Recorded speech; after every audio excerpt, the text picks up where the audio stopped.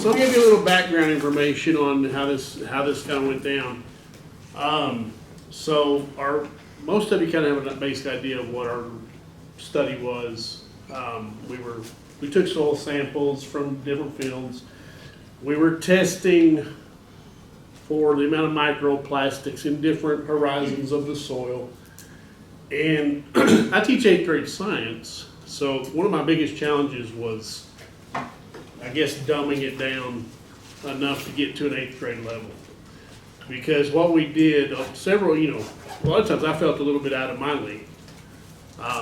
So anyway, I had used stream tables in the past, and I thought, man, I think I can make this work.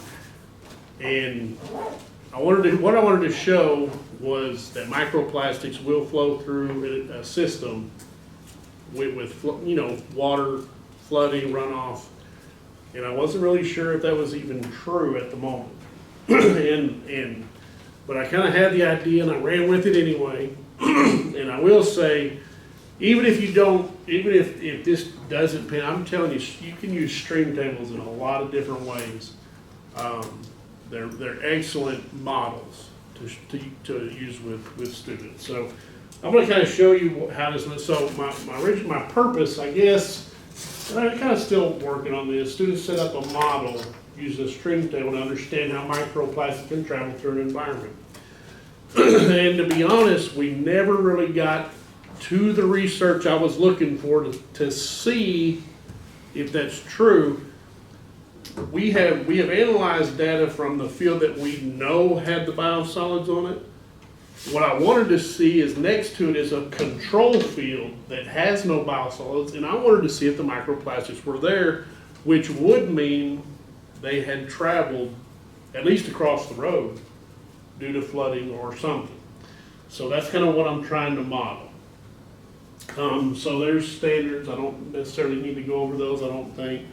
But the content standard right there: construct a scientific explanation based on evidence for how environmental and genetic factors influence the growth of organisms. So I think I can definitely wrap that around this one. And then develop models, plan and carry out investigations. And you'll see as we go that there's a lot more to this than just making a stream table. So materials. And if anybody wants this, I did add links. Hopefully this will pop. But that's the one I actually did. Now I don't know if anybody knew other than David. David let me borrow, and it was really helpful. He kind of had some mini stream tables, and they got me going with it. And I used them and ran with them, but I was able to round up one of these over the weekend, and that's what you'll see in my video here in just a minute. So I think eventually this is what I would like to use. So let me get back to my presentation. Nope. Exit. Okay, let's go back here. So, and then sand, polypropylene pellets. And I found those on Amazon. Those are what I use to represent microplastics. I'm not sure that that's an accurate representation, but I think in an 8th grade classroom it'll work just fine. So they're actually used apparently to stuff bean bags and stuff like that. I think that's what. And I put a link to what I use for those too. And then flow cups, they have different, they're also called rainmakers. It's your water source. You can do that a lot of different ways. If I was in my lab, I would have just hooked the hose that comes up with to a sink or something and just ran water through it. But if you don't have that option, they do make what I call flow cups. It's basically a cup with a hole in the bottom of it. You just keep it full of water and the water runs through it. So, and then so this is kind of where my lesson began. So we engage. I think at this point, kids are already. We're going to have some background information going. We probably had a discussion or two about microplastics, and I'm not going to show this whole video, but you don't even have to use this video you could, I'm just saying, engage by getting their attention. Illegal as a dump. And we all know kids Until the today are, 90s. And a lot this of stuff's that stinging. plastic They'll watch a is video plastic lasts out there for a very lot long more than time, they'll it just listen breaks to you down into talk. smaller and smaller pieces. Y'all wanna watch that whole video? Can y'all hear it? We know that over 300 species of wildlife have ingested this material. It's been reported in animals. And so as it is eaten by animals, it actually can move up the food web. And as the scientific literature on this issue increases, literally almost every habitat they've gone to, seamounts, Arctic ice, coral reefs, deep sea, it's become ubiquitous. And I don't think anybody would fight anyone on an argument that plastic debris has not become a contaminant of concern.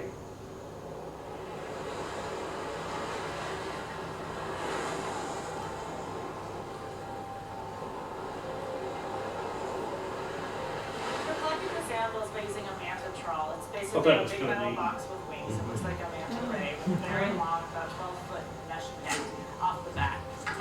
1, 2, 3, sprint. And at the end is a piece we can take off, which is collected all of the solids. So We rinse Dr. it Ray, all you out, remember I would filter it ask you, through another how do we screener, collect and put it samples into from a jar. water? What it is exactly? Stop. Yeah. You want to take a look at what we're rinsing out of the screen? It's more tiny plastic. What we're concerned about ultimately is what are the implications of trash going into the water, getting into the food we harvest? And we're still connecting the dots there a bit. We know that lots of trash goes out into the water. We know that the sun and waves breaks it down into small pieces. We know that many species of animals eat it. And we also know that bigger animals eat smaller animals. And we also know that we eat those big trophy fish. And so what we're really trying to figure out is how big a vector plastic is for transporting chemicals into the tissues of the animals that we eat every day. That's a big problem, much bigger than big chunks floating out into the ocean.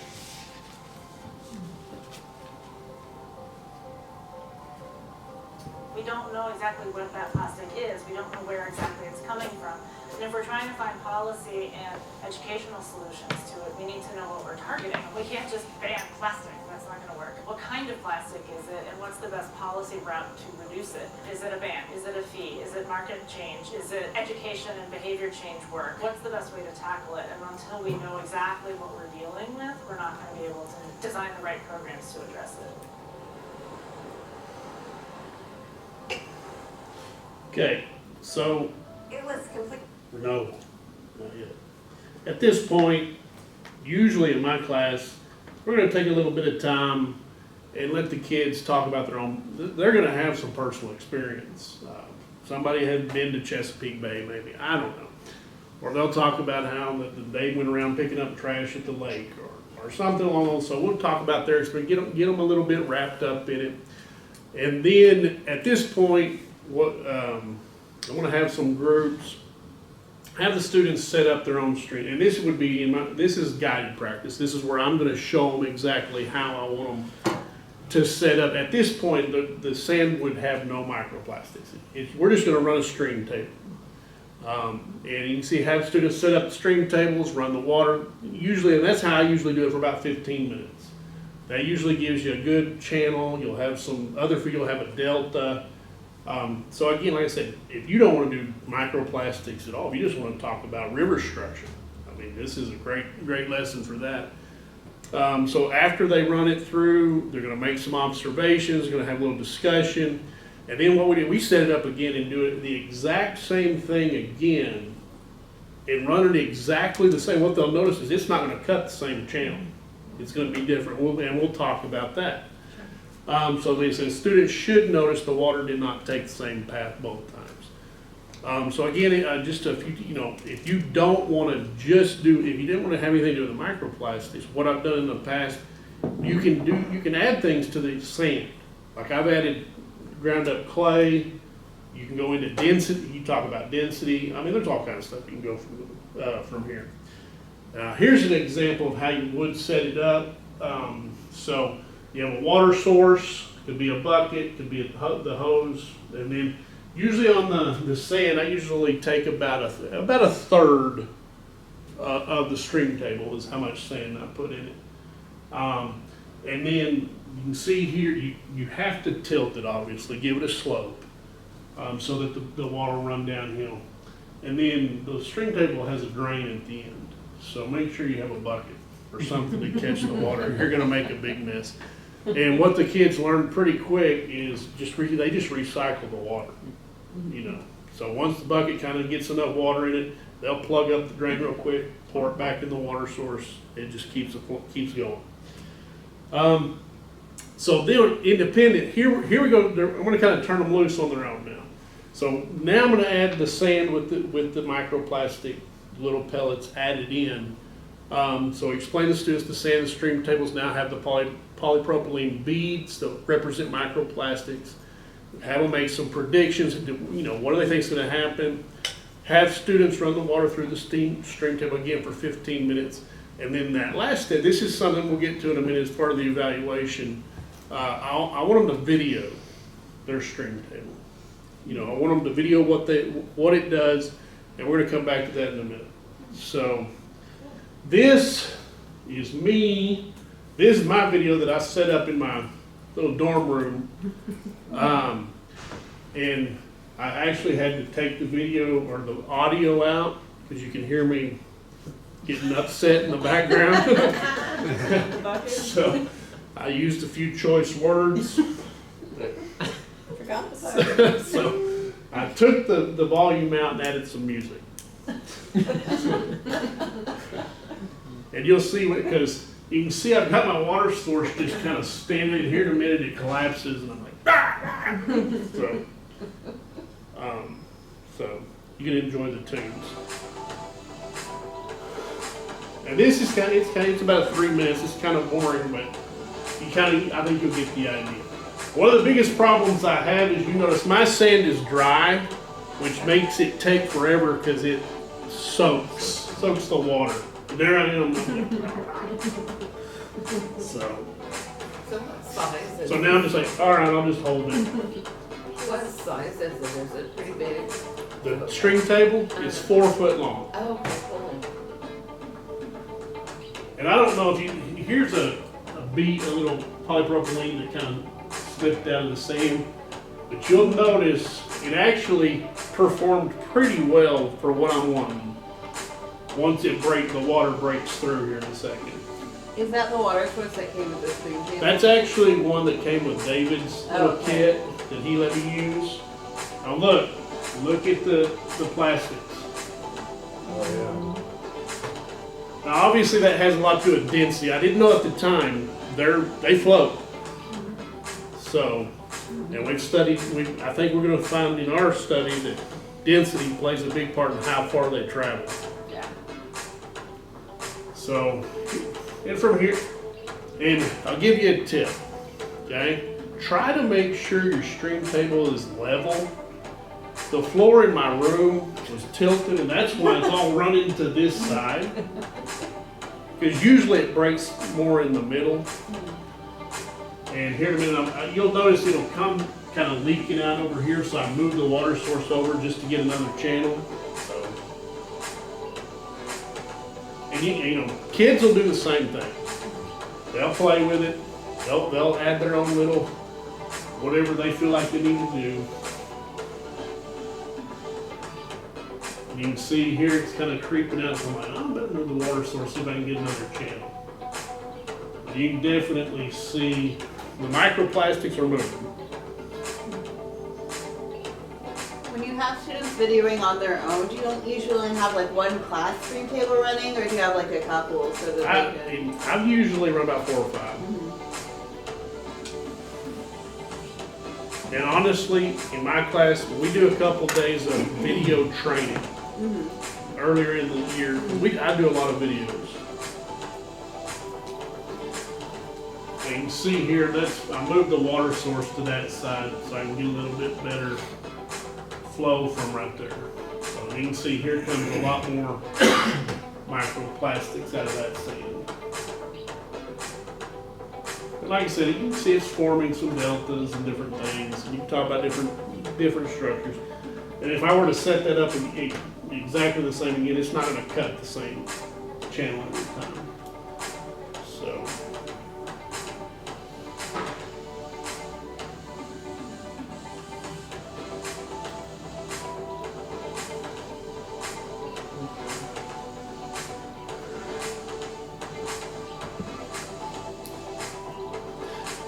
Then that's just a picture of the above after I finished. You can see how it does. There's another picture. There's my couch. So, not very comfortable. Alright. So, this is kind of the last part of how I'd wrap this up. And this, like I said, what I've done a lot in the past, and I found that it actually works pretty well. For me, instead of having students get up in front of the class and do a presentation where they're a group of 3 or 4 and you get one of them that talks and the rest of them stand there with their head down and giggle, I have them take that video that they shot and then do a voiceover explaining what's going on.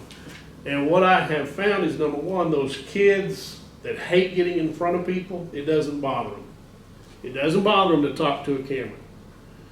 And number two, the kids that get up in front of you and lock up, and you know that's not the real them, they will be real in the video. As a matter of fact, they'll be a little bit silly. And that's kind of what I want. But they just explain to me, and this for me is much better than a pencil paper test, or like I said, getting up in front of the class. And then I also kind of promote it because I'll tell them, I say, hey, we got a YouTube channel. If you want to be on the YouTube channel, just let me know and I'll put your video out on the YouTube channel. You know, we have like 8 subscribers. It's that big a deal. But hey, they're on YouTube. So anyway, so that's kind of, that's my lesson, I guess. Was that 15 minutes? Yeah. Chris, I had a thought in terms of your plastic source, and it might be kind of fun for your students as well. And that is, I was thinking about grass trimmer string. Yeah. And whether or not you could set up like a large bucket in which you run a grass trimmer and perhaps have some objects for the trim string to hit, Yeah. so that you would generate then shards of trimmer string. Yep. And also you could use different colors. Well, I know Stacy, she brought me a bag of busted up bottle caps. Yeah. And I just never, I was debating on, okay, do I throw those in a blender to get them smaller? Or, Well, I was thinking just never that got to that. Yeah, I was thinking the grass trimmer would give you a lot of sizing. In other words, you would get You're perhaps right. pieces you don't even see, and also probably even large segments of string and so forth. But also the color, so it would be pop more in the sand. Right. Well, and I'll be honest, one of the problems that has kind of come up, and I'm like, uh-oh, is I've got this sand now that's full of microplastics, and I'm trying to teach kids how we need to take care of the environment. What am I going to do with this? Because typically when we get down the string tables, we're just going to dump it out. So you can't do that now. Well, you could either sieve the sand through a screen, or you could put it Well- in a container with water and sieve off the beads, just like And that's one thing, like the 5-gallon bucket that I have, by the way, I borrowed that from your lab. Okay.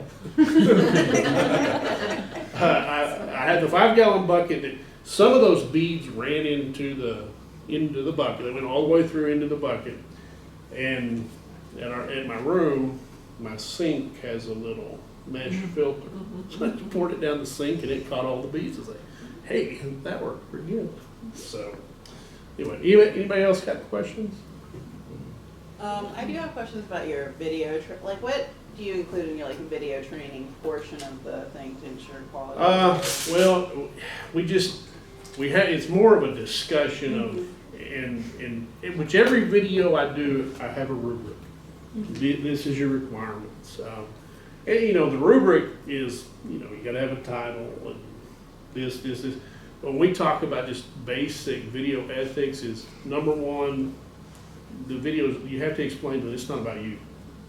Because they'll want to get on it there and put on a show. And I deal with that every year. But I get 30 seconds of actual information from some groups, and the rest of them is them just scoop around. So you got to be careful with that. So we definitely talk about that. You're not ever allowed to video someone without their permission. We definitely talk about that. And then we just talk about appropriate, and I'll just be honest, I say if I say I've never had problems with it, I have. I mean, I've caught kids doing things they shouldn't, but you have to warn them, hey guys, you're on video. There is no arguing, there is no saying I didn't do it. So, and you have to be careful that they also have to understand, not only are sometimes they in their video, they're in other people's video.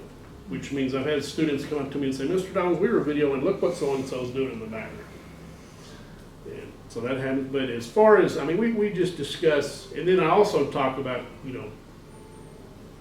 video, video faces, and we talk about, I've got a list of things that we discussed that I just found on the internet about good video technique. Trying to keep it stable, how to help with the audio. Making sure you don't use copyrighted music. We did, well, what I did in the past, I had a set of iPads, which made it handy. We just used iMovie. And iMovie comes with a small collection of copyright. And if you also, I don't know if anybody knew this, YouTube offers thousands of copyright-free, no lyrics, just beats. But it's all copied. They have a music library. You might check with your school. A lot of schools pay for the ASCAP or whatever because they do performances, and so basically they have a license for using when I was at Comanche, copyrighted music. Yeah, I think they used something called OmniMusic, and it was a library of copyright. Well, there's two different organizations that kind of control copyrights. One's ASCAP, I think is what it's called, and there's another one. And like I said, a lot of school districts they pay a fee every year for the rights, and that covers so like all the bumper music the band plays and everything else.